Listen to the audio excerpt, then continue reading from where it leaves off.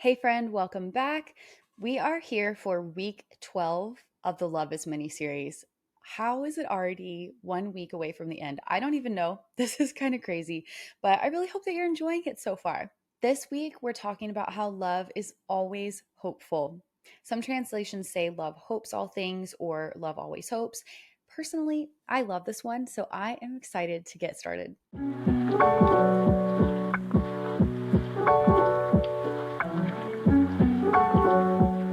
As always, I started with some blue letter Bible digging, and the definition I found for this is so good. It's to hopefully trust in. I was immediately reminded of these verses in Romans 8 that say it's kind of long, but I wanted to read the whole thing just so you get context for the last bit, which is what I really want to touch on today. Okay, so bear with me. This is Romans 8. Yet what we suffer now is nothing compared to the glory that he will reveal to us later. For all creation is eagerly waiting for that future day when God will reveal who his children really are. Against its will, all creation was subjected to God's curse, but with eager hope, the creation looks forward to the day when it will join God's children in glorious freedom from death and decay. For we know that all creation has been groaning as in the pains of childbirth right up to the present time. And we believers also groan, even though we have the Holy Spirit within us as a foretaste of future glory. For we long for our bodies to be released from sin and suffering. We too wait with eager hope for the day when God will give us our full rights as his adopted children, including the new bodies he has promised us. We were given this hope when we were saved. And then this is like the icing on the cake right here. If we already have something, we don't need to hope for it. But if we look forward to something we don't yet have, we must wait patiently and confidently. I just love that. I love that so much. Hope isn't for things we already have, hope is about how we wait for what's coming. It's hopefully trusting in the goodness and faithfulness of God. Now, okay, what does this have to do with love? Let's break it down a little bit. In one of my old journal entries, when I was going through this study, I wrote this: hoping all things is going into every situation with expectation. Love focuses on the good and anticipates the Lord's exceedingly abundantly more. Another time that I did this study, because I've been through a couple times here, but another time I took the angle of, okay, what would the opposite be? And this is a fun way to do the study because you kind of like get a deeper understanding when you come at it from both sides. So, what would be the opposite of hope? Well, hopelessness. And so, this is what I wrote: there is no love in hopelessness, only brokenness and dread. In love, you don't give up. You're confident in the other person and you're looking forward to good things in the future. If you're hopeless in a relationship, you will be miserable. Yeah, I can just say that's so true. And if you've been there, being in a hopeless relationship, it just sucks and it sucks the life right out of you. So, here are some verses about hope that I've continued to come back to through the years. This one is Job 11:18. Having hope will give you courage. You will be protected and will rest in safety. Psalm 94:19 says, when doubts filled my mind, your comfort gave me renewed hope and cheer. Let all that I am wait quietly before God, for my hope is in him. Psalm 62:5. I pray that God, the source of hope, will fill you completely with joy and peace because you trust in him. Then you will overflow in confident hope through the power of the Holy Spirit. Romans 15:13. That is one of my favorites. Love that one so much. Next one is Psalm 31:24 that says, so be strong and courageous, all you who put your hope in the Lord. And then going back to that original Greek meaning of hope in the First Corinthians 13 passage, it means, as I was doing more research, I found that it means to wait for salvation with joy and full of confidence. So, kind of looking back to that passage I read from Romans and from what we can see in these verses I just read, number one, God is the source of our hope. And number two, the reason we have hope is because God promised it to us when we were saved. All of those things it was saying that we have to look forward to because of Christ, that is what gives us hope. It gives us a reason to look forward to the future and with expectation, with anticipation, knowing that God's goodness is coming and it will never run out. Like he is always good and there's more and more goodness to come, glory to glory. And so in relationships with others, I really think that love shows up as hopeful when we choose to keep the right perspective. Okay, so Philippians 4:8 says, "Fix your thoughts on what is true and honorable and right and pure and lovely and admirable. Think about things that are excellent and worthy of praise." I just want to give you an opportunity, real quick, right here with me. I'm going to do it with you too, to take inventory. When you think about the people in your life, the people that you have relationships with, what comes to mind? Okay, so just think about this. It could be anybody, any kind of relationship, just whoever comes to mind first. Do you see the good in them? Are you quick to zero in on their flaws and things that you don't like about them, things that really rub you the wrong way? Do you have positive things to say about them or negative things? And when they aren't around, do you talk about them in ways that build them up or tear them down? If I'm being really honest with myself, and obviously with you, I can admit that I have relationships where I struggle to see the positive. I'm quick to focus on the negative, things I wish were different, things that I wish would change, or even offenses that I've held on to that have gotten in the way of that relationship growing or being able to move forward. But if we were to put on a new pair of glasses for sake of this illustration and see that person through the filter of what is true, honorable, pure, lovely, right, how would that change things? Trust me, I know that might be really hard to do. It might even seem impossible to see that person any other way, but this is what hope does. Hopelessness says that people are never going to change. Things are never going to get better. There's no point in trying, that there's no reason to ever expect anything different. But hope says there's a bright future ahead. There's something here worth fighting for. It's this believing that there is more than what I can currently see in this relationship or in this situation.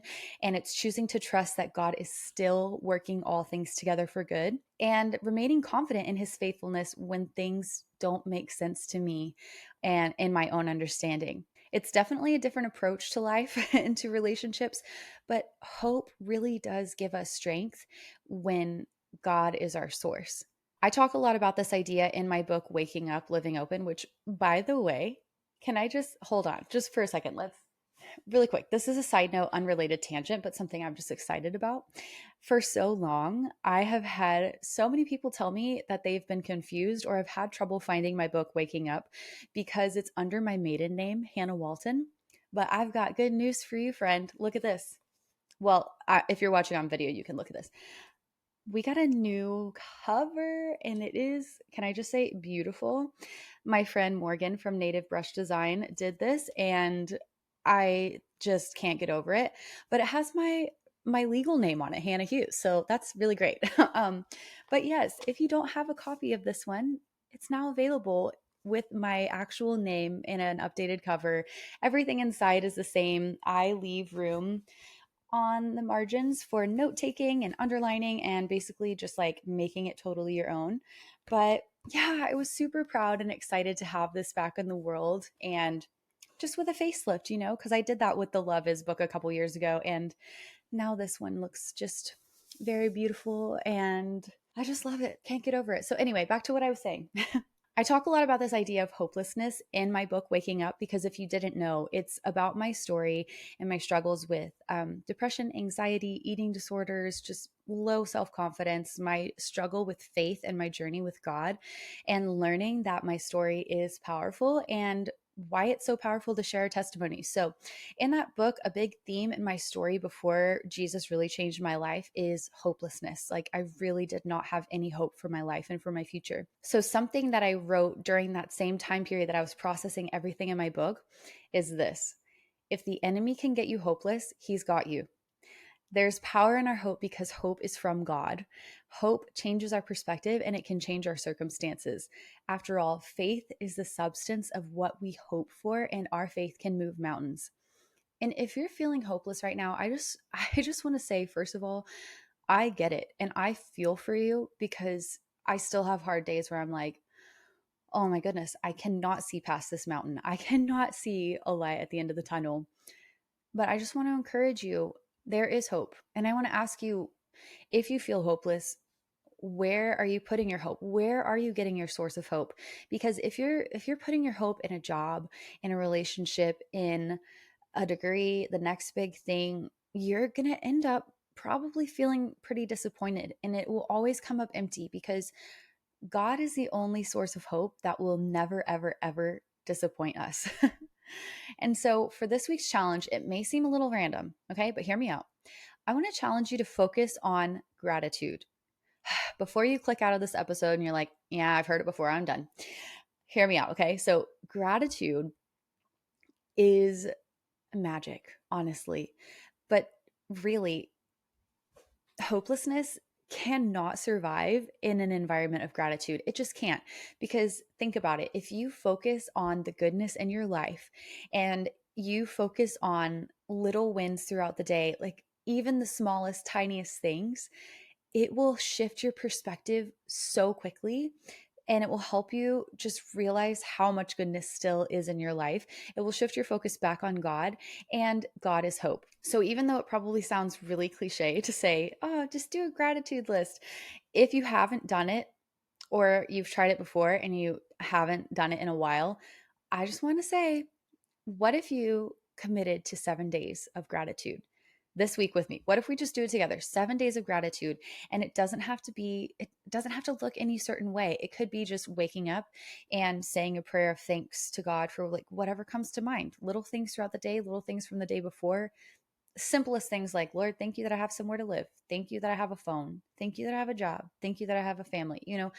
It could be anything. It could be an actual gratitude journal.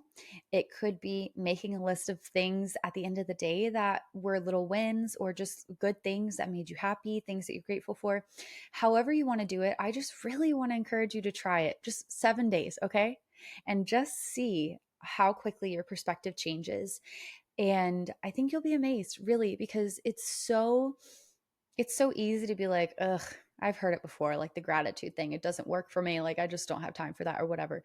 But honestly, when we are grateful, when we are operating from a perspective of gratitude, it leaves little space for hopelessness and negativity and lies to sneak in, because our focus is so on the good and on what God is doing that even on hard days, we can remember like He's working things together for good.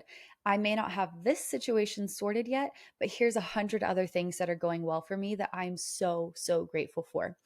And it really is such a powerful tool. So 7 days starting today, let's try it. If you try it, please tag me or send me a DM, because I would love to know who's doing this with me. And I love just hearing what you're learning. I love seeing who's doing this study with me. And honestly, props to you if you've come this far, because I know this is a long journey. I mean, 13 weeks is a long time to ask somebody to commit to, but I just truly believe this stuff is life-changing. Like this really, I mean, I've said it before, but I'm just amazed every single time that I go through this study, because there's always something new even for me to learn. Like we're never done growing, obviously, like nobody's going to arrive, but I just continually am amazed by how good God is and how endless he is, and like how big his love is, and just all the ways that it plays out and how powerful it is for changing us and for changing other people. And it's just, I could just go on and on.